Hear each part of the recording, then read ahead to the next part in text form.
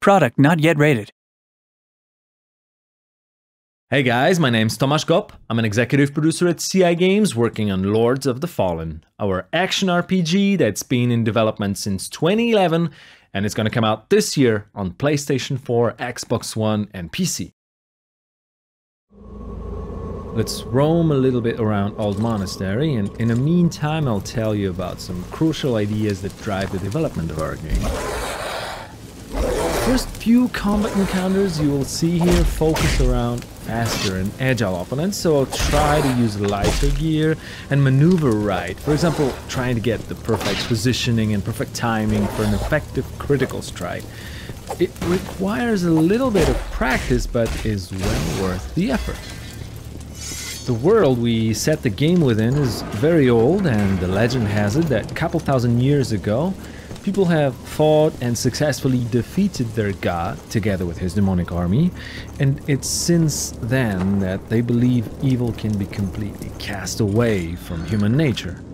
Each individual who commits a deadly sin is forever marked with a tattoo across the face, becoming an outcast for an entire lifetime.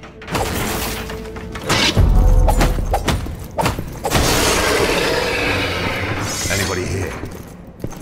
Harkin, our hero, has a very dark past behind him, and because of that, when the demons, or the Roger as we call them, started to reappear, he is assigned to face the threat. It's almost as if people believe that they can fight evil with evil. Oh, and by the way, it's worth mentioning that we really put a lot of work into highlighting the feeling of intense duel within each single one-on-one encounter that you will come across. Here, this next enemy normally would not be much of a hassle because he's mainly attacking from a distance, but surprise, surprise, there's a second one. So we gotten ourselves into more or less a 1 versus 2 situation. If I want to be extra efficient in situations like this, I always try to pull off a special dual-wielding combo with the daggers. It requires the timing, but the DPS is definitely worth the try. The game will also unlock new worlds for you to explore once you advance on the story path, but the ones you just left are not locked away from you. It's not only possible, but also very encouraged to re-explore the places you've already visited, and the new areas will open up, presenting you with new loot and new opponents.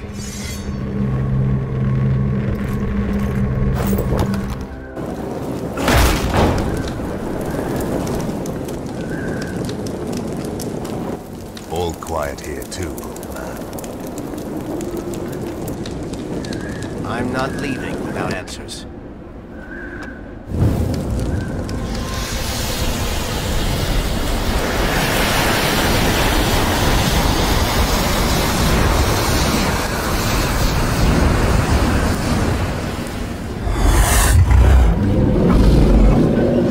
This one here is a different type of opponent. He's bigger, stronger, more aggressive, but also he's not defending himself, so I'll try a different type of timing with this guy, using a heavier gear.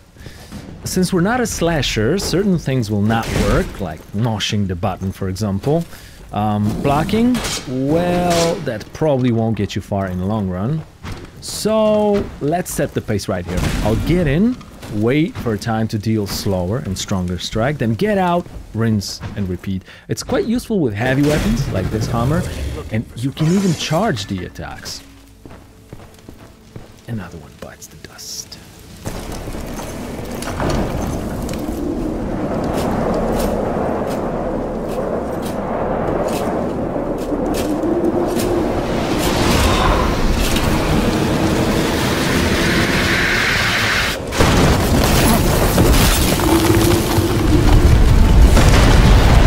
Okay, let's jump straight into a boss fight now. This is going to be the first boss of the game. We call him First Warden. And we wanted him to resemble an honorable knight, fighting and obeying his demonic codex.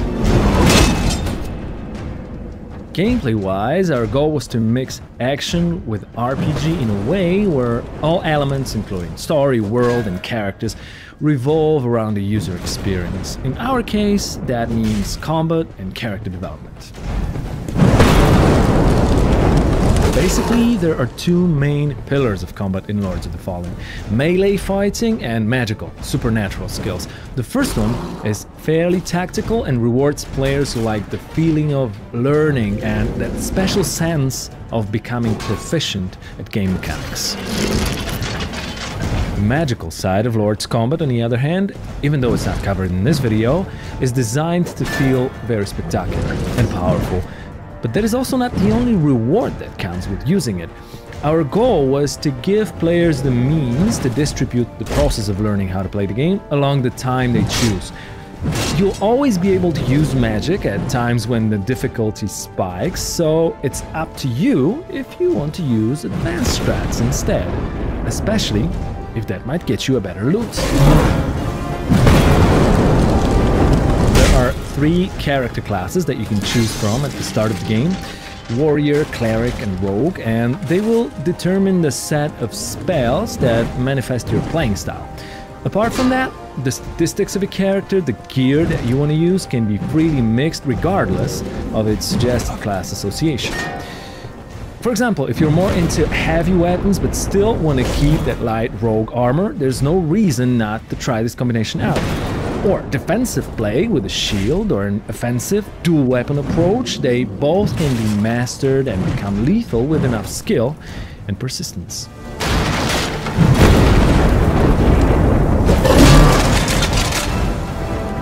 The last stage of the first warden fight is where it gets interesting, because we finally managed to destroy the shield, making him a bit more vulnerable.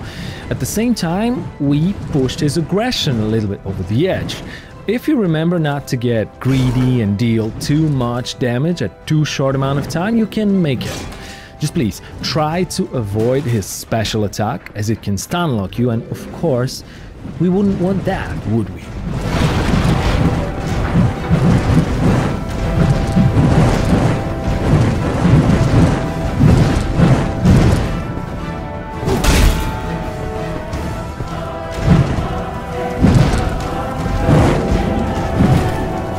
Thanks a lot, guys. That's the first gameplay from Lords of the Fallen, and of course, there's way more to come, so keep your eyes on our website and fun page.